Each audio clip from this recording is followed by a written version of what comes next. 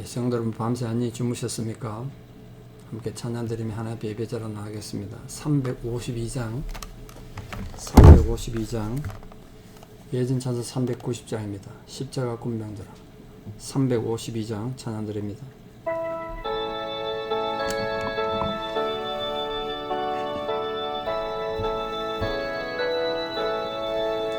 십자가 군병들아 주 위에 일어나 기들고 앞서 나가 담대히 싸우라. 주께서 성전하고 영광을 얻도록 그 군대 거느리사 이기게 하시네. 십자가 군병들아 주 위에 일어나 그 나팔 소리 듣고 곧나가 싸우라. 수 없는 원수 앞에 주 따라갈 때에 주 예수 힘을 주사 강하게 하시네. 십자가 군병들아 주 위에 일어나 내 힘이 부족하니 주 권능 믿으라. 복음의 갑주 입고 널 기도하면서 너 맡은 자리에서 충성을 다하라. 십자가 군병들아 주 위에 일어나 이날에 접전하고 곡해가 부르라. 성선한 군사들은 영생을 얻으며 영광의 주와 함께 왕 노릇하리라.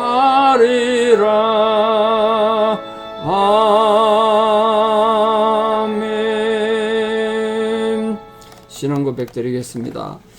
전능하사 천지를 만드신 하나님 아버지를 내가 믿사오며 그 외아들 우리 주 예수 그리스도를 믿사오니 이는 성령으로 잉태하사 동정녀 마리아에게 나시고 본디오 빌라도에게 고난을 받으사 십자가에 못 박혀 죽으시고 장사한 지 사흘 만에 죽은 자 가운데서 다시 살아나시며 하늘에 오르사 전능하신 하나님 우편에 앉아 계시다가 저리로서 산자와 죽은 자를 심판하러 오시리라.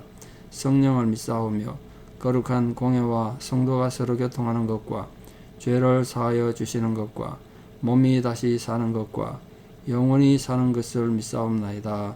아멘. 오늘 하나님 주시는 말씀은 히브리서 13장 4절에서 6절입니다. 히브리서 13장 4절에서 6절입니다. 히브리 13장 4절입니다. 모든 사람은 결혼을 귀히 여기고 심소를 더럽히지 않게 하라. 음행하는 자들과 간음하는 자들을 하나님이 심판하시리라. 돈을 사랑하지 말고 있는 바를 족한 줄 알라. 그가 친히 말씀하시기를 내가 결코 너희를 버리지 아니하고 너희를 떠나지 아니하리라 하셨나니라. 그러므로 우리가 담대히 말하되 주는 나를 돕는 이시니 내가 무수하지 아니하겠노라. 사람이 내게 어찌하리요 하노라. 아멘. 오늘 본문 말씀엔 또 이 실천적인 신앙, 믿음의 신앙에 대한 세 가지 중요한 또 말씀을 하고 있습니다. 이 히브리서 11장에서부터 시작됐던 그 믿음의 위대한 조상들의 그 믿음의 아름다운 모습을 설명한 뒤에 우리는 어떻게 살 것인가, 그걸 지금 히브리서 기자가 결론적으로 말하고 있는 겁니다. 오늘 다룬 중에 앞부분에서도 뭐 지난주에 보셨습니다만 형제를 사랑하라, 뭐 이웃을 생각하라, 뭐 이런 걸 얘기했는데 오늘은 이 결혼 관계에 대해서 말하고 있습니다. 결혼 관계. 지금도 요즘 세상이 타락했다고 우리 많이 한탄합니다만 이 성경이 쓰여지던 당시 그 2000년 전이죠. 1세기에 이 세상이 굉장히 음란하고 타락했습니다. 뭐 소돔과 고모라 성이 음란하고 타락해서 하나님의 심판을 받아서 멸망했다고 생각합니다만 뭐 그때뿐만 어디뿐이겠습니까?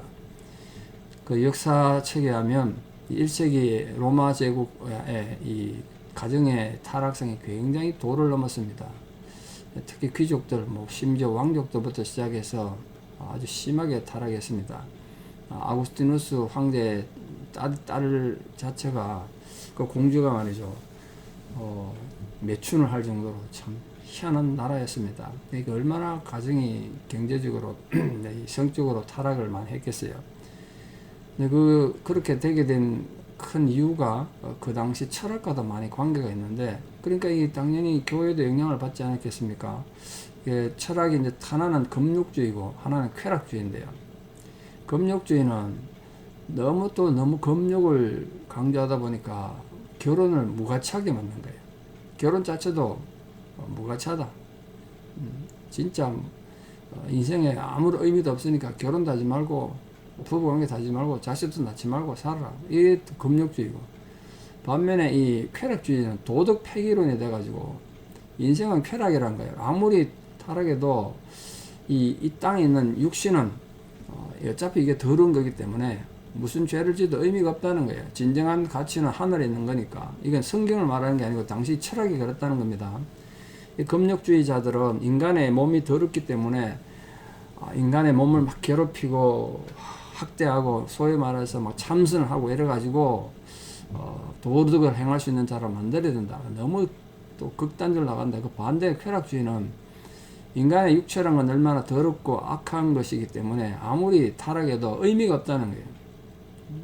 타락 안 한다는 거예요. 그런 식의 이 양쪽 철학이 세상에 팽배해 있어서 이 가정의 성생활 문제, 부부관계 문제가 참 많은 심각한 문제를 일으켰습니다. 당연히 교회도 영향을 받았겠죠. 근데 그런 것들에 대한 이 지금 교훈이랄까, 그걸 지금 말하고 있습니다.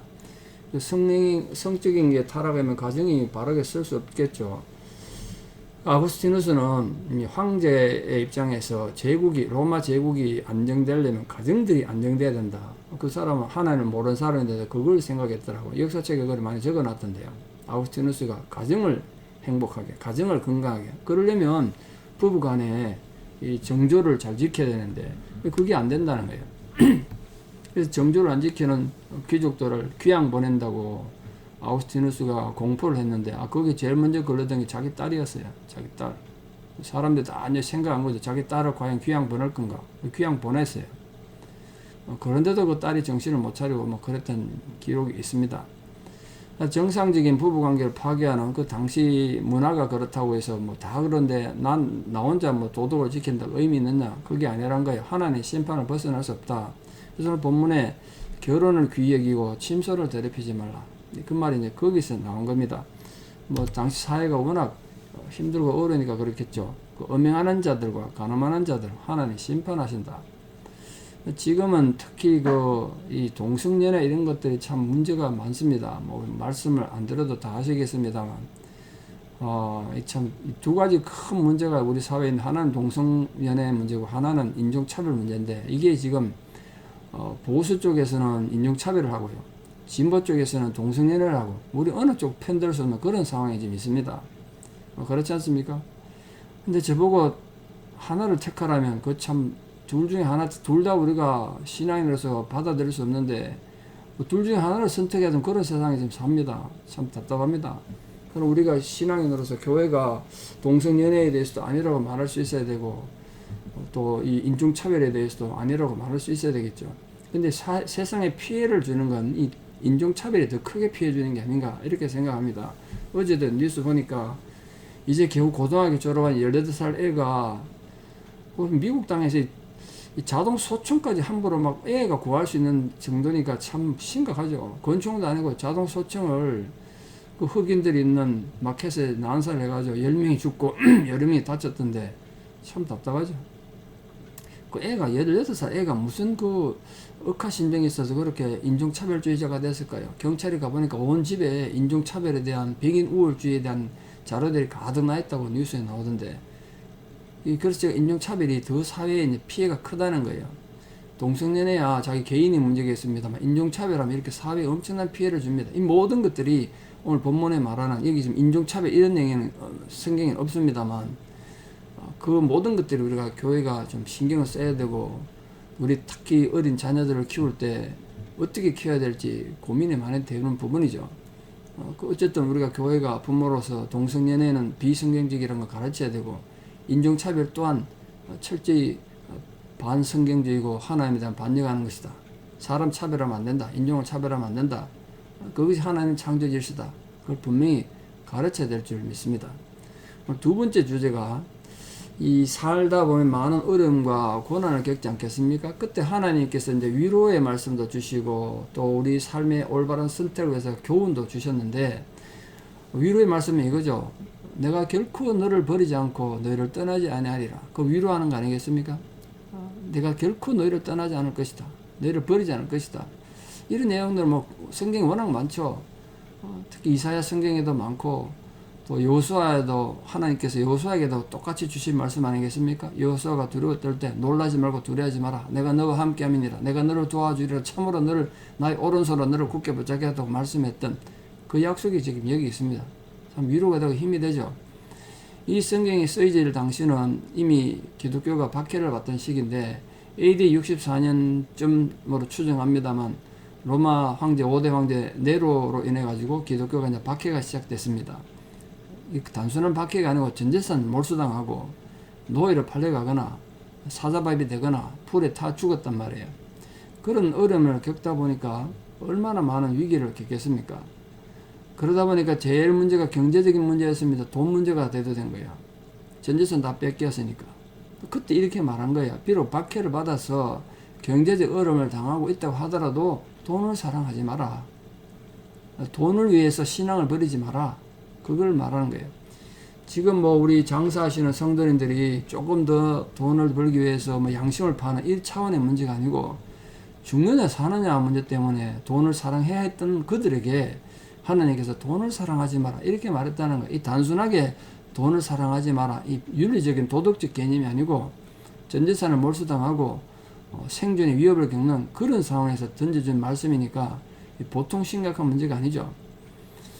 사실 이기적인 탐욕은 이웃의 권리와 소유를 침해하고 자기 욕망만을 채우기 위해서 악을 범하는 거기 때문에 하나님이 싫어한 거예요. 그래서 우리 사도 바울이 했던 유명한 말 있지 않습니까? 디모데에게 그런 말 했죠. 디모데전서 6장 10절에서 말했는데, 돈을 사랑함이 일만 악의 뿌리다. 돈을 사랑하는 것. 돈을 사랑한다는 건 무슨 뜻이냐면 돈에다가 모든 소망을 둔다는 뜻이에요. 돈에 신앙적 의미를 다 둔다는 거예요. 돈이 있으면 믿음이 좋은 거고 없으면 믿음 없는 거고, 돈이 많으면 복 받은 거고 없으면 복 받지 못했다 이렇게 생각한다는 거예요. 그건 잘못된 거라는 거예요. 바울이. 그게 일만하게 뿌리가 된다. 하나님께서는 자신의 백성들이 어려움 당할 때 그 그냥 보고 계시지 않고 도와주신다는 거예요. 경제적인 염려와 돈을 너무 절대시하는 건 결국은 따지고 들어가 보면 하나님의 신실함을 부정하고 하나님을 하나님 되게 인정하지 않는 거란 거예요. 그러므로 하나님 살아계심과 또 그분이 자신의 구주가 되시고 우리가 우리 자신의 후원자가 되신다는 사실을 믿는 자는 항상 만족하고 자족하고 감사하는 삶을 살아라는 거예요. 그게 신앙 아니겠습니까? 결국 이 자족하는 삶, 만족과 감사는 하나님께 대한 올바른 신앙의 소유자만이 가질 수 있는 진정한 믿음 가진 분명한 증거란 거예요. 히브리 11장에 나왔던 위대한 그 믿음의 조상들 뿐만 아니라 오늘 우리들도 하나님 앞에 정말 참된 믿음을 가진 자로 살기 위해서 그런 경제적인 문제, 성적인 문제에서 하나님의 기쁨이 되는 그런 자녀들 되기를 진심으로 축원합니다. 이제 결론적으로 하나님의 도우심을 바라는 하나님 백성들에게 하나님이 어떤 응답을 주시는가? 오늘 6절 말씀 이렇게 말했습니다. 우리가 담대히 말한다. 뭘 담대히 말한다고요? 지금 순교당해 죽고 박해받는 그 상황에서 위축당하자고 담대히 말한다는 거예요. 하나님을 전적으로 의지하는 자들은 주는 나를 돕는 분이신데, 주님이 나를 돕는데 내가 누구를 무서워하겠느냐? 사람들이 내게 어떻게 하겠느냐? 그렇게 외쳤다는 거예요. 이게 시편 118편의 말씀을 인용한 건데 다윗의 위대한 고백 아니겠습니까? 여기 먼저 하나님께서 나를 돕는다는 그 확신이 있죠. 그렇게 자신감이 있는 거예요. 하나님 나를 도와주신다. 그 확신으로 인한 자신감.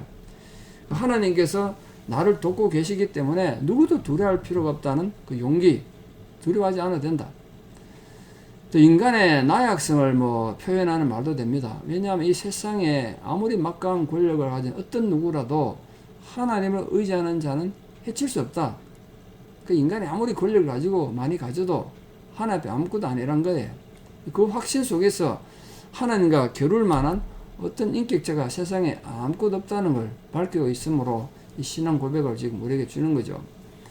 만일 우리가 정말 이 무소호 불의하시고 천지를 창조하신 절대 권력자이신 하나님 의지한다면 세상에서는 두려워할 게 없는 거예요, 사실. 근데 반대로 세상에 뭔가를 두려워한다는 건 결국 하나님에 대한 믿음이 잘못됐다는 거 아니겠습니까? 하나님을 그만큼 믿지 못한다는 뜻이겠죠. 하나님 의지 않기 때문에 세상이 두렵다는 거예요. 부디 우리 성도님들 삶에서 하나님 의지하는 믿음으로 어떤 것도 두려워하지 않는 용기 있는 신앙인 그 담대한 믿음으로 하나님의 기쁨에 되는 자녀들 되기 바랍니다.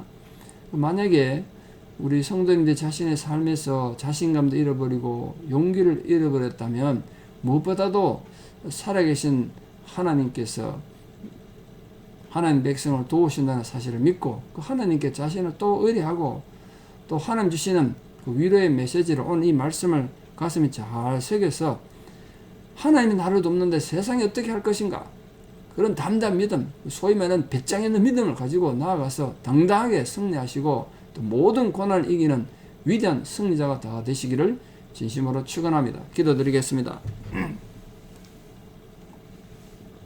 만군의 여호와 아버지 하나님 은혜를 감사합니다. 우리를 불러 하나님 자녀 삼으시고 십자가의 군병으로 세워주셨습니다. 그러므로 우리가 세상에서 아무리 환난을 당하고 고난을 당해도 하나님이 나와 함께 하시는데 세상이 나를 어떻게 할 것인가 하는 담대한 용기를 가지고 살아가는 저희들 되게 도와주시옵소서. 세상이 아무리 타락하고 음란해도 우리가 그 세상을 본받는 자가 아니라 주를 향하여 살아가는 믿음의 본을 따르는 자들 되게 도와주시옵소서. 참으로 돈을 사랑함이 일만하게 뿌리가 된다고 했사오니 세상 살아가는데 물질이 필요하고 돈이 많이 필요하겠지만 그것 때문에 우리가 신앙을 버린 일이 없도록 하나님 앞에 바르게 살아가는 저희들 되게 도와주시옵소서. 어떤 고난과 환난 가운데서도 하나님 주시는 위로를 말미암아 용기를 가지는 자들 되게 도와주시옵소서. 오늘도 특별히 병원에 가서 큰 또 수술을 해야 되는 분도 계시고 중요한 검사도 해야 되는 분들도 계시는데 하나님께서 함께 동행해 주시고 놀라지 말고 두려워하지 마라. 내가 너와 함께 한다는 그 하나님의 약속과 위로가 구체적으로 그 자리에 함께 해 주시기를 기도드립니다. 또한 이렇게 질병으로 고통받고 노안으로 고생하시고 너무 힘들어하는 모든 성도님들 형편과 상황 위에 또 투병하시는 성도님들의 힘든 상황 위에 하나님 구체적 위로와 격려가 함께 해주시기를 간절히 기도드립니다. 이제는 우리 주 예수 그리스도의 은혜와 하나님 아버지의 만극하신 사랑과 성령님의 위로 교통 역사하심이 진실로 하나님을 신뢰하고 의지함으로 용기 있게 세상을 살아가기를 승리하기를 결단하는 모든 성도들의 신앙을 고백 위에 또 우리 사랑하는 모든 자녀들 삶 위에 이제부터 영원토록 함께 하시옵기를 간절히 축원하옵나이다. 아멘. 여러분 오늘 하루도 또 믿음으로 승리하시고 내일 또 뵙겠습니다. 감사합니다.